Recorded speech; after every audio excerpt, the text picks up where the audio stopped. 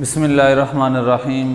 Dear students, अस्सलामु अलैकुम वरहमतुल्लाहि वबरकातुहू।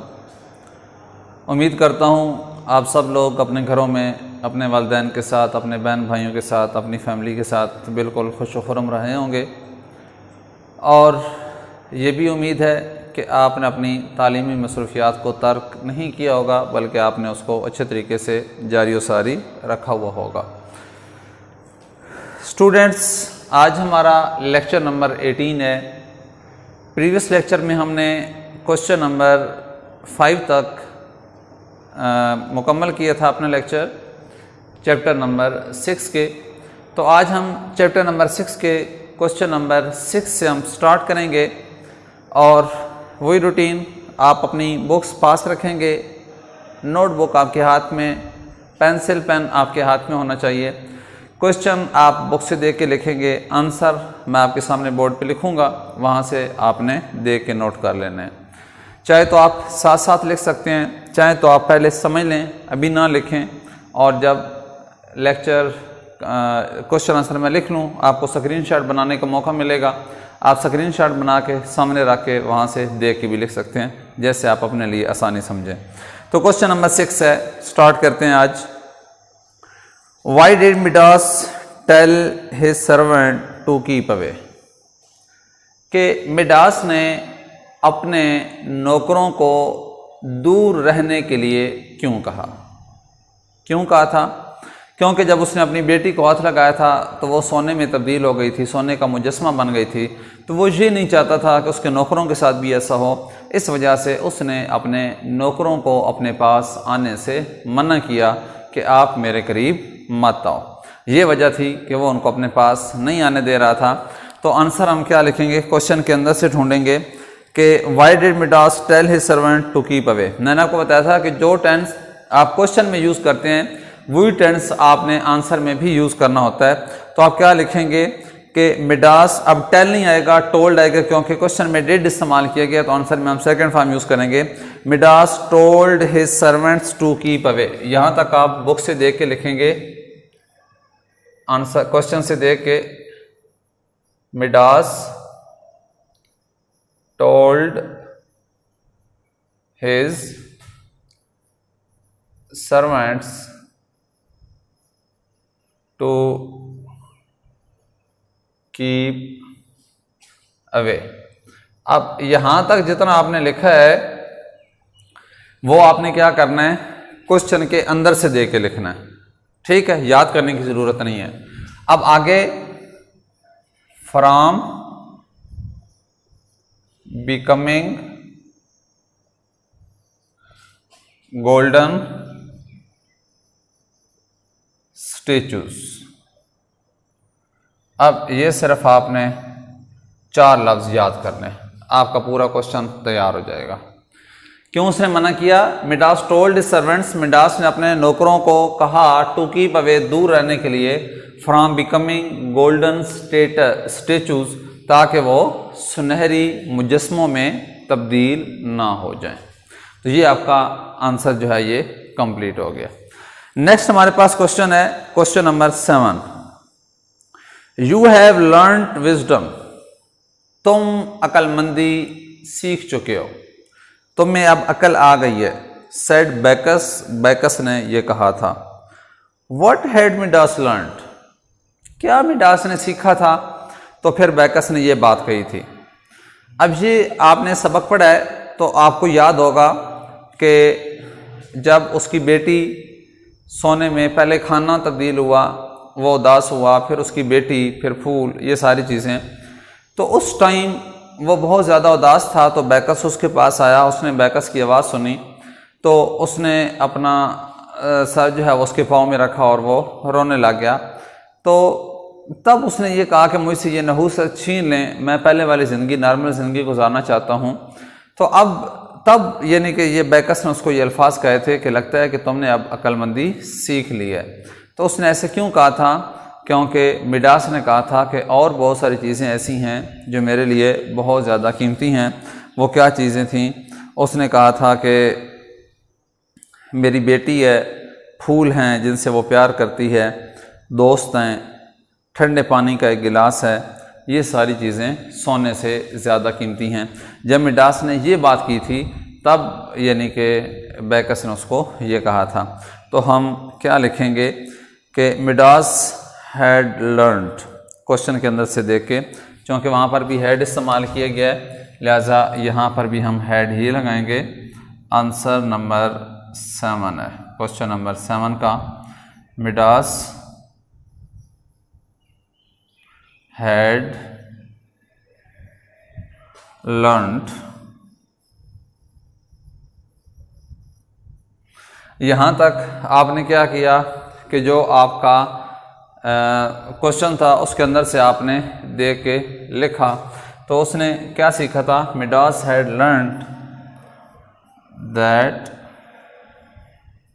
ह्यूमैनिटी, इंसानियत, ह्यूमैनिटी किसे कहते हैं, इंसानियत को, दैट ह्यूमैनिटी के इंसानियत, कॉमा, एंड नॉट गोल्ड, सोना नहीं, humanity and not gold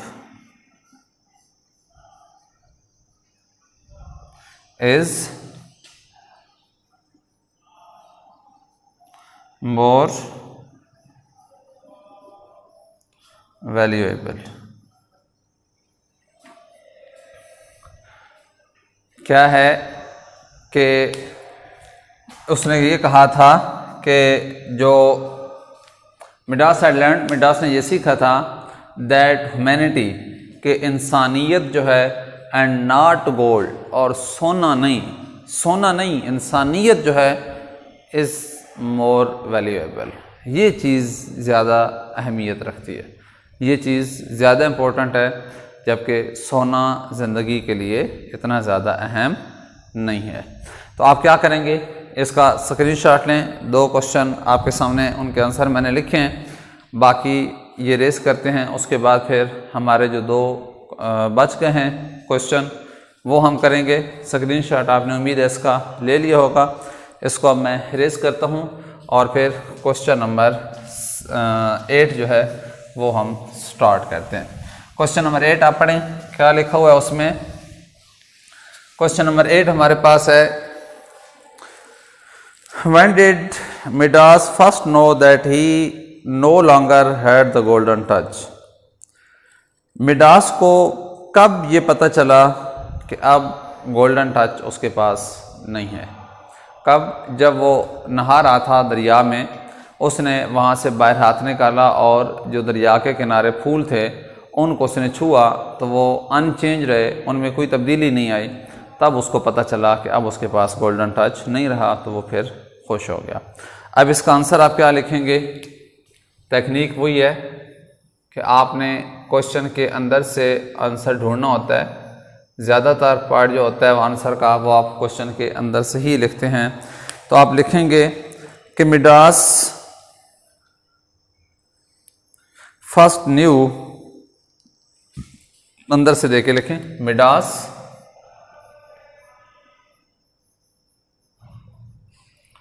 first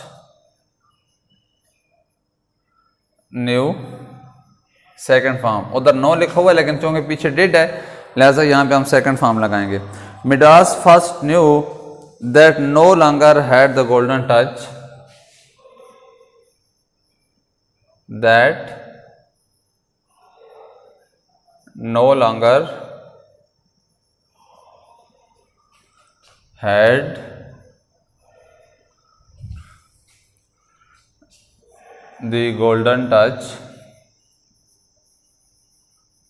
ये आप सारा क्वेश्चन के अंदर से देख के लिख रहे हैं, यहां से अब आगे शुरू करना है। व्हेन यानी पीछे जितना भी आपने लिखा वो सारा आपने क्या किया, क्वेश्चन के अंदर से देख के लिखा। अब आप क्या लिखेंगे? When he touched the flower, when he touched, second form, when he touched the flower, जब उसने फूल को छुआ, on river bank, वो फूल कहाँ पे था? दरिया के किनारे पर था, on river bank। अब यानी कि आधा क्वेश्चन जो है वो आंसर भी आधा बन जाएगा, उसी को सिर्फ आपने थोड़ी सी तब्दीली करनी है। उसको लिख के बाद आगे व्हेन आपने लिखना है कि क्या हुआ कि when he touched the flower on river bank and, उसने टच किया लेकिन उसने क्या किया फूल ने कि it did not turn, did जब आ जाए तो फर्स्ट फॉर्म लगाते हैं, अब टर्न नहीं लिखना। इट डिड नॉट टर्न, ये तब्दील नहीं हुआ इनटू गोल्ड, सोने में। उसको पहली दफ़ा उस वक्त पता चला कि जब उसने दरिया के किनारे एक फूल को हाथ लगाया, छुआ, लेकिन उसके छूने के बावजूद भी वो फूल अनचेंज रहा, उसमें किसी किस्म की कोई तब्दीली नहीं आई। ठीक है, समझ आ गया होगा आपको। Next question, question number 9। Midas poured so much water over his daughter।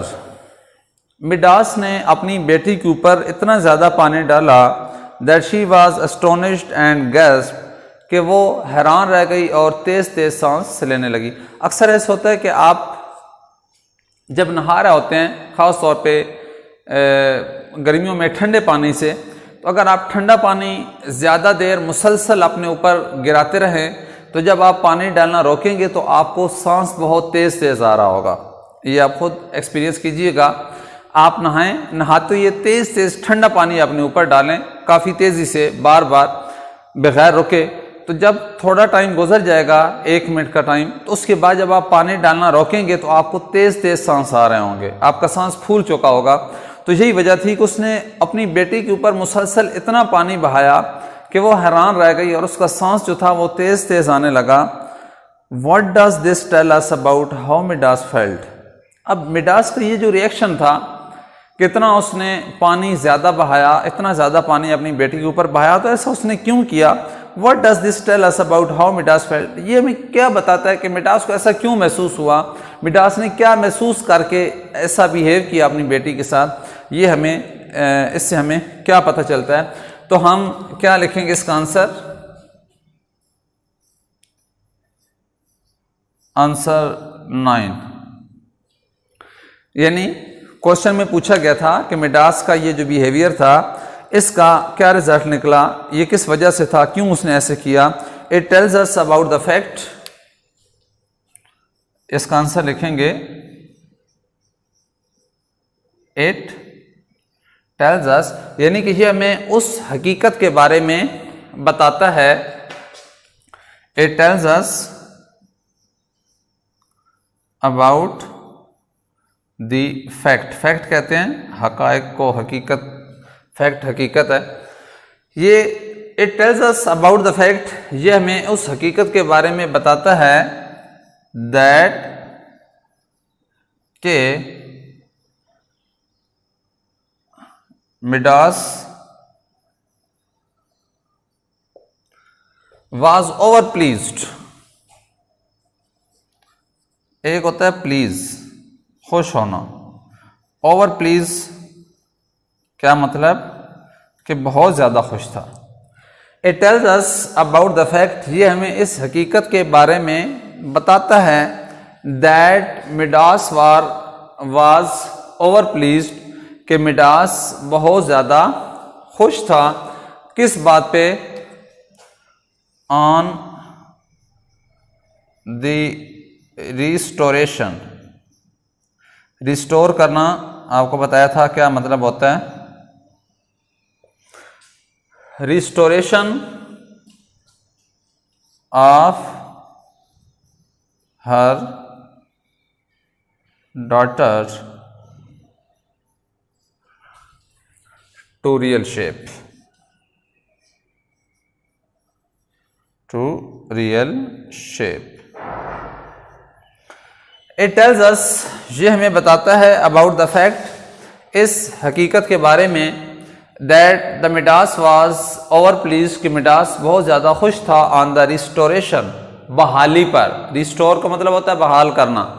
Restoration बहाली ऑफ हर डॉटर, उसकी बेटी की, टू रियल शेप, असली हालत में। यानी कि उसकी बेटी असली हालत में वापस आ गई थी। तो इस बात पे वो इतना ज़्यादा खुश था। प्लीज़ खुश होना, ओवर प्लीज़ बहुत ज़्यादा खुश होना, ठीक है। तो अब यानी कि वो अपनी बेटी की बहाली पर बहुत ज़्यादा खुश था, इस वजह से वो ऐसा रिएक्ट कर रहा था। ये आपकी जो 2 आंसर हैं इनका आप स्क्रीनशॉट लें, उसके बाद फिर आगे चलते हैं। स्क्रीनशॉट आपने उम्मीद है ले लिया होगा। तो अब क्या करना है, आपने इनको देख के आंसर अपने नोटबुक पे लिख लेने हैं, ताकि जब आपका टेस्ट हो तो आपके पास सारा मटेरियल मौजूद हो। इनको अच्छे तरीके से याद भी करना है, सीखना है, समझना है, ठीक है। इंशाल्लाह फिर मुलाकात होगी नेक्स्ट लेक्चर में एक नए टॉपिक के साथ। उम्मीद होगी तब तक आप पिछला जो कुछ आपने पढ़ा है उसको समझ चुके होंगे, सीख चुके होंगे, याद कर चुके होंगे और उसका टेस्ट दे चुके होंगे। इंशाल्लाह मुलाकात होती है नेक्स्ट लेक्चर में। तब तक के लिए अपना बहुत सारा ख्याल रखिएगा। अल्लाह हाफिज़।